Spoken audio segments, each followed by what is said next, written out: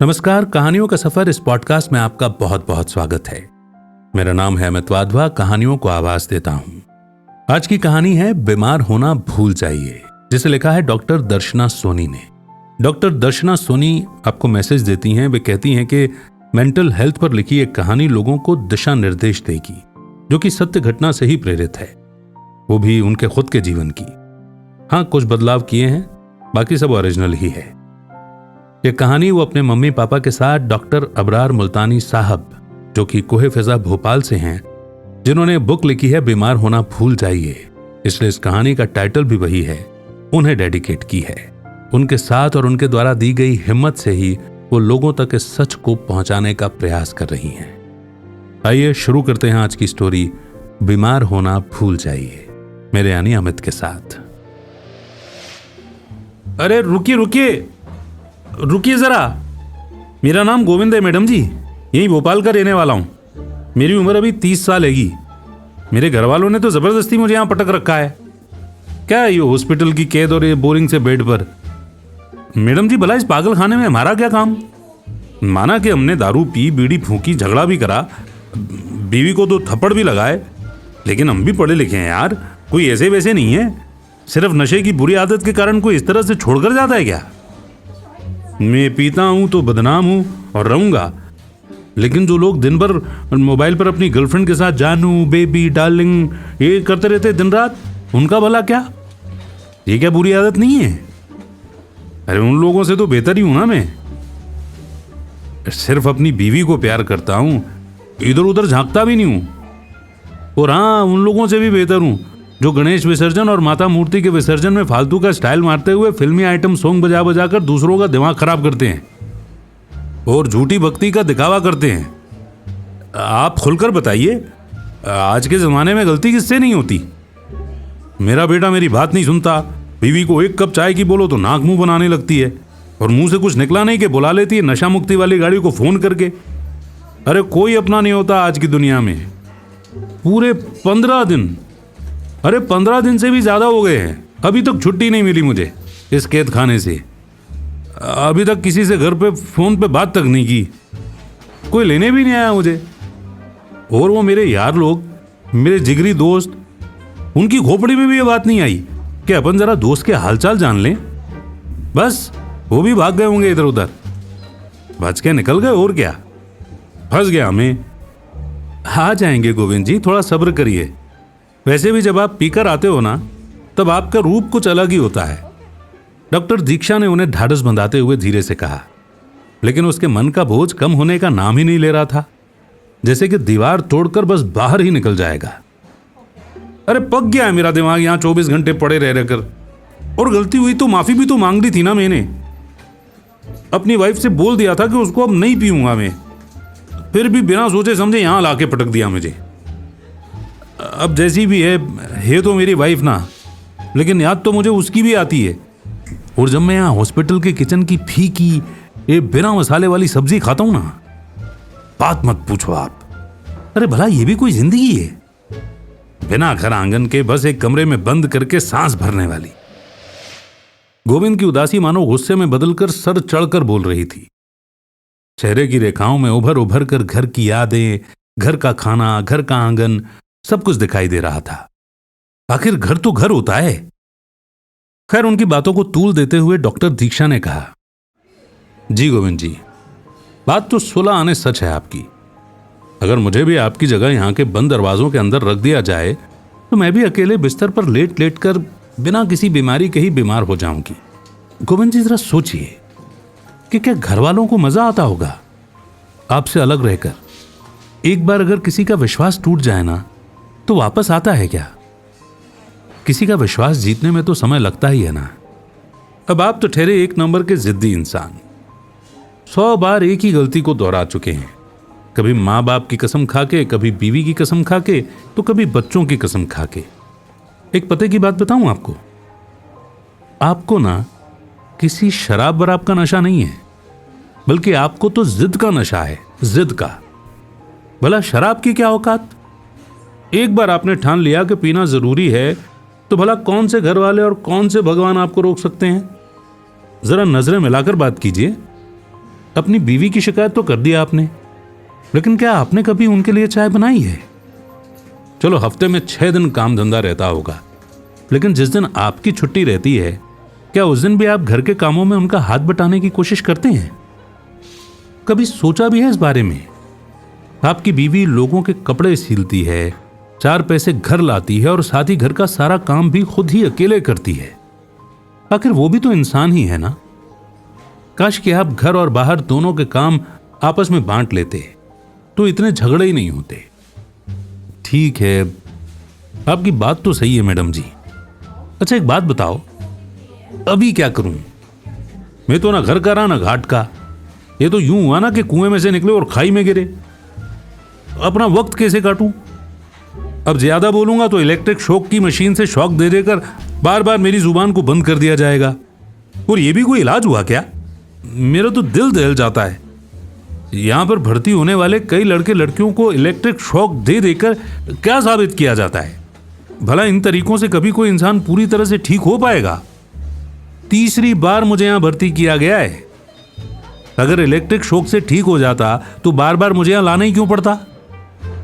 अरे चलो मान लिया कि कोई जोर जोर से चिल्ला कर परेशान करेगा तो उसको इलेक्ट्रिक शॉक दे दिया जाएगा।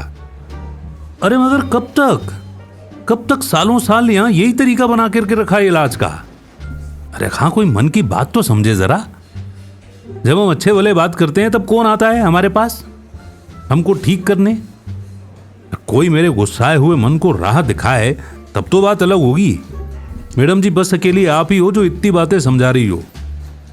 थैंक यू मैडम जी, वरना यहाँ तो बार बार बड़े बड़े डॉक्टर आकर एक बड़ी सी फाइल को भर भर के बस दवाइयाँ लिखकर चले जाते हैंगे, और साथ में दुनिया भर के महंगे टेस्ट, वो जैसे वो माथे का MRI, CT स्कैन और दिल का टेस्ट, सोनोग्राफी, ब्लड टेस्ट, वो सब बार बार करवाने का बोलते रहते हैं। फायदा तो कुछ ही रोज का होता है। फिर मेरे मुंह को बंद करके फिर वही दर्दनाक जिंदगी और दुनिया भर का तमाशा। अरे दवाइयां खा खा के शरीर में मोटापा हो रहा है वो अलग, पूरी की पूरी जेब जिंदगी भर दवाइयां खरीदने में ही कटती रहेगी क्या? जी ये एक गोली तो आपको लेनी पड़ेगी बस। ये तो फेमस डायलॉग है यहाँ के डॉक्टर्स का। अगर मरीजों को दिल से ठीक करने का सोचा होता ना तो इतने दिनों का वक्त नहीं लगता।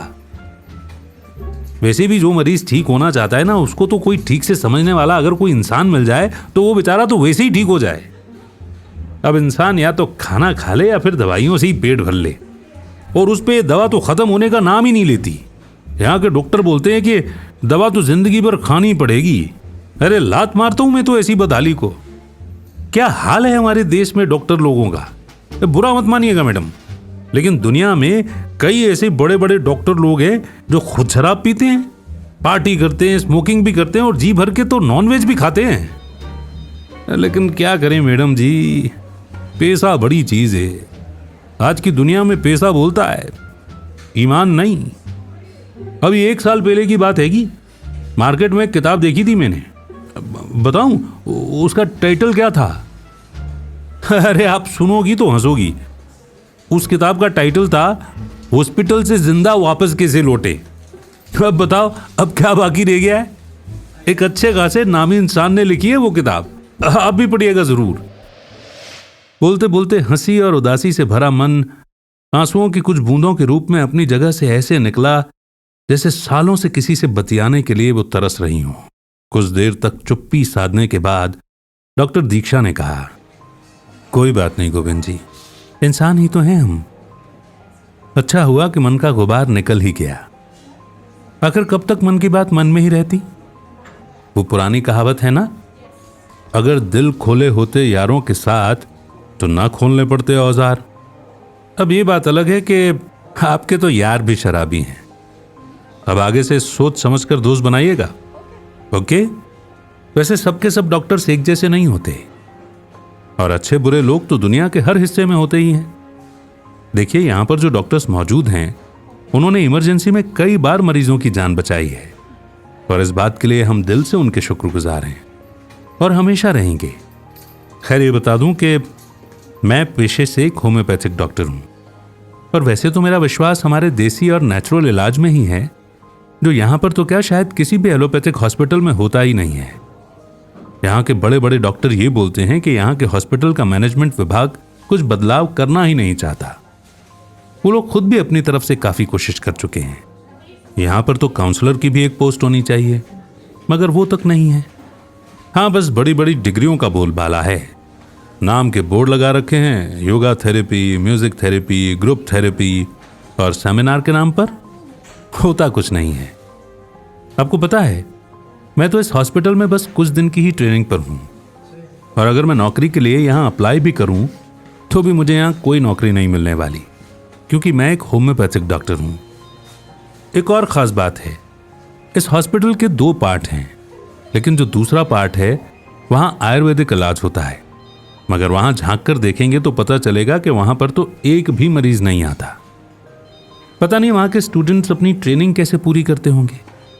अब आजकल के लोग भी तो फास्ट रिलीफ ही चाहते हैं, लेकिन इसी फास्ट रिलीफ के चक्कर में बाद में मरीजों को ही भुगतना पड़ता है, क्योंकि बीमारी तो जड़ से खत्म होती ही नहीं है इस फास्ट रिलीफ के लालच में। देखिए, यहाँ के डॉक्टरों को भी दोष देने से कोई मतलब नहीं है। जब लोग ही अपने लिए अवेयर नहीं हैं, तो यहाँ के डॉक्टर भी तो वही करेंगे ना जो लोग चाहते हैं। और वैसे भी उनकी जो डिग्री है उसी से संबंधित काम वो लोग कर रहे हैं। इसमें कानूनी नियमों के अनुसार तो कुछ गलत नहीं है। फिलहाल तो मैं आपसे अभी सिर्फ इतना ही कह सकती हूं कि अगर हम दुनिया को नहीं बदल सकते ना, तो हमें खुद को बदलना चाहिए।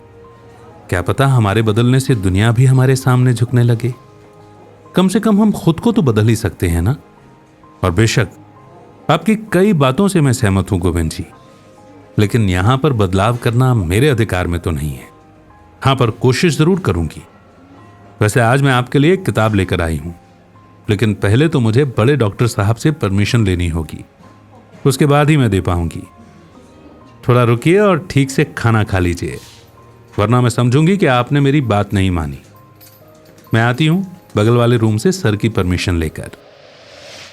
थोड़ी ही देर में दीक्षा एक अच्छी सी किताब लेकर मनोरोग विभाग में पहुंची, तो उसने पहले यह देखा कि उस डिपार्टमेंट में अलग अलग खाली कमरों के लाइट और पंखे फालतू चल रहे थे, जिसे उसने तुरंत बंद किया। हालांकि यह तो रोज का आलम था। वहां बिजली की फिक्र करने वाला कोई होता तो पहले ही बंद कर देता। सबसे लास्ट वाले कैबिन में 2 बड़े सीनियर डॉक्टर्स आपस में मिलकर मरीजों की फाइलों का निपटारा करने में लगे थे। उनमें से एक के हाथ में तो 5,000 रुपए का एक महंगा वाला बॉल पेन था, जिसके जरिए फटाफट साइन मारने में उन्हें बड़ी आसानी हो रही थी। हालांकि सबका अपना अपना कोई ना कोई शौक तो रहता ही है।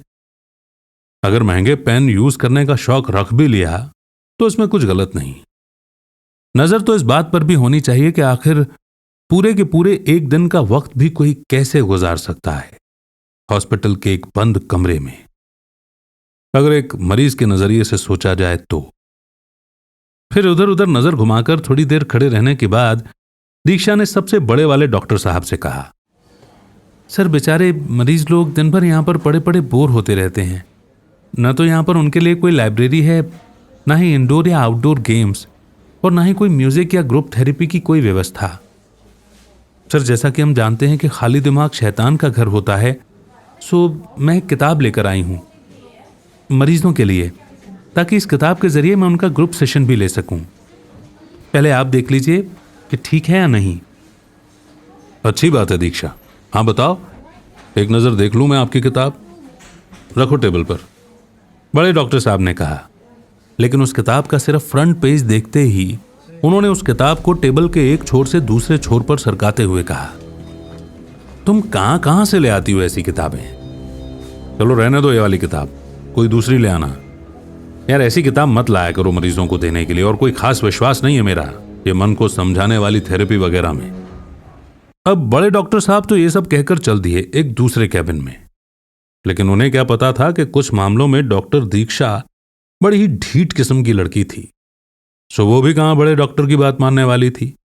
जो उसे सही लगा उसने वही किया।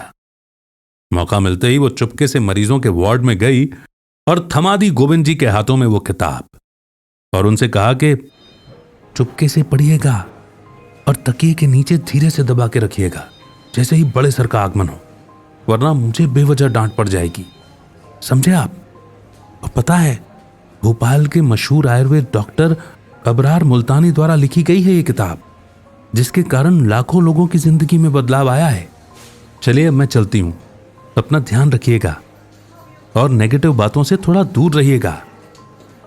समझ लीजिए कि आज से मैं आपके साथ हूं और भूलेगा मत, जहां चाह है वहां राह है। ये कहकर दीक्षा तो चल दी। फिर गोविंद जी ने एक मीठी मुस्कान के साथ उस किताब का टाइटल पढ़ा, जिसका नाम था बीमार होना भूल जाइए।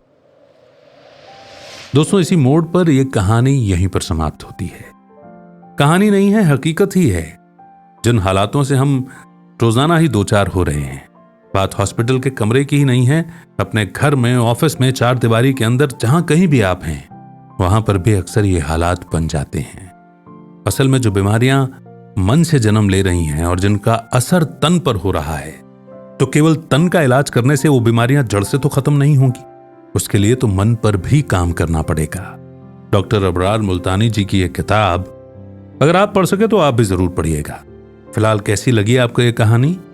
क्या फीलिंग्स हैं इस वक्त आपकी इसे सुनने के बाद? कमेंट सेक्शन में जरूर लिखिएगा। बहुत जल्द एक नई कहानी लेकर के फिर होगी मुलाकात। तब तक सुनते रहिए और कहानियों का सफर इस पॉडकास्ट में। अमित का नमस्कार। जय हिंद, जय भारत।